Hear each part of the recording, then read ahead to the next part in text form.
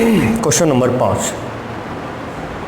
एक वक्र दिया हुआ है x²/4 प्लस y²/25 बराबर 1। हमसे क्वेश्चन किया गया है इस वक्र पर वे बिंदु ज्ञात कीजिए जो स्पर्श रेखा x अक्ष के समांतर हो और y अक्ष के समांतर हो। ये दो कंडीशन में हमें बिंदु ज्ञात करना है। सबसे पहले बात करूं, माना बिंदु x1 y1 हैं। जब बिंदु हमारे x1 y1 हैं तो दिया गया वक्र अतः वक्र हो जाएगा हमारा x1²/4 y1²/25 बराबर 1। इसे मैं दे दूं समीकरण नंबर 1। अब हमें वक्र दिया हुआ है, उसे नोट कर लें।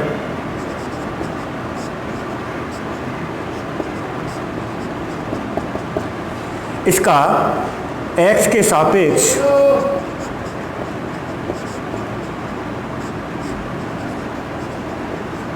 अवकलन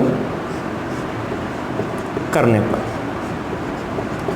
x के सापेक्ष अवकलन कर रहे हैं, अवकलन हो जाएगा 2x/4 2y/25 और y का dy/dx और ये हो गया हमारा 0। dy/25 2y/25 dy/dx बराबर -2x/4, 2 से 2 कैंसिल। इस प्रकार dy/dx का जो मान है वो हमें प्राप्त होता है -25/4 और x/y। यदि हम dy/dx उस बिंदु पर प्राप्त करें जो हमने बिंदु लिया है, यानी कि x1 y1, तो ये हमें प्राप्त हो जाता है -25/4 x1/y1। अब बात करते हैं हमारी जो कंडीशन दे रखी है। पहली कंडीशन जो है वो है कि स्पर्श रेखा x अक्ष के समांतर है। x अक्ष के समांतर। अब देखने की बात है बेटा, इसलिए माना एक ग्राफ है और यहाँ पर कोई रेखा x अक्ष के समांतर है, तो ये रेखा इस x अक्ष के सापेक्ष कितने डिग्री का कोण बना रही है? ये बना रही है 0 डिग्री का कोण। और जब हम प्रवणता की बात करते हैं, ढाल की बात करते हैं, तो ढाल हमारा होता है tan और वो कोण tan 0 डिग्री, जिसका मान हमारा हो जाएगा 0। यानी कि x अक्ष के समांतर यदि हमारे पास रेखा है तो उसमें dy/dx का जो मान है वो 0 होता है। अब इस मान को हम समीकरण नंबर 2 में रख दें। समीकरण 2 में मान रखने पर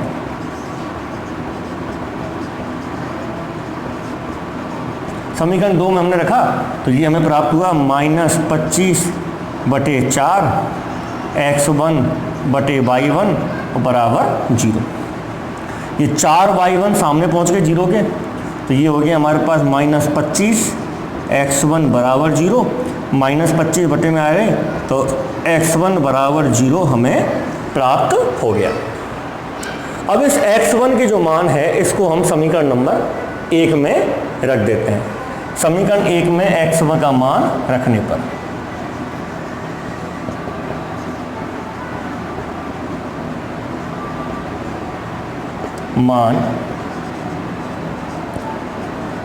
समीकरण नंबर 1 में x1 के स्थान पर रखा हमने 0, तो ये वैल्यू पूरी क्या हो गई? 0 हो गई। तो 0 प्लस y1² = 1, यानी कि y1² बराबर 25 और y1 बराबर ±5। अब देखने वाली बात यह है कि कि जब हमारे पास x1 की वैल्यू 0 प्राप्त हुई है और y1 की वैल्यू ±5 प्राप्त हुई है, तो अभीष्ट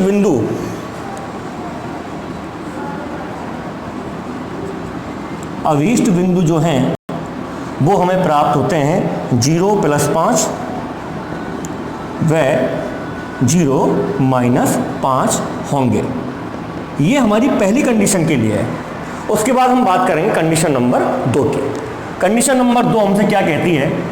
वो कहती है यदि जो रेखा है वो बाई अक्ष के समांतर है, यानी कि इस तरह से है। बाई अक्ष के समांतर है, इसका मतलब कितने डिग्री का कोण बना रही है बताएं? 90 डिग्री का। यानी कि इस जगह पर इसकी वैल्यू कितनी हो जाती है? 90 डिग्री, और जिसका मान क्या होता है? अनंत। यानी कि सेकेंड कंडीशन में dy/dx का मान हमारा अनंत रखते हैं। इधर साइड से हटाता हूं मैं, फिर देखते हैं ना।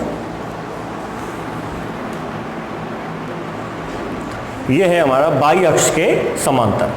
आपको बताया जब बाई अक्ष के समांतर रेखा होगी तो वो x अक्ष के साथ 90 डिग्री का कोण बनाएगी, तो उसकी प्रवणता यानी कि m यानी कि dy/dx का मान अनंत प्राप्त होता है। इस अनंत को हम 1/0 भी रख लेते हैं, इस तरह लिख सकते हैं। dy/dx का मान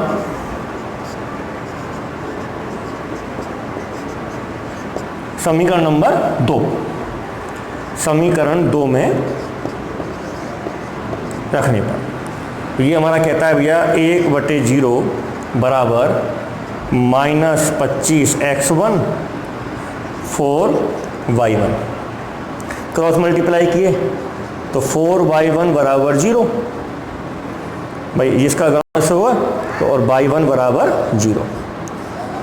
इस y1 का मान उठा के हम समीकरण नंबर 1 में रख देते हैं। y1 का मान 1 में रखने पर y1 का मान रखा हमने 0, तो ये पूरी वैल्यू 0 हो गई। यानी कि x1² / 4 बराबर 1। इस तरह से प्राप्त होता है x1² बराबर 4 और x1 बराबर ±2। इस प्रकार से अभीष्ट बिंदु जो हमें प्राप्त होते हैं वो प्राप्त होते हैं। अतः अभीष्ट बिंदु हमें जो प्राप्त होते हैं वो प्राप्त होते हैं 2,0 तथा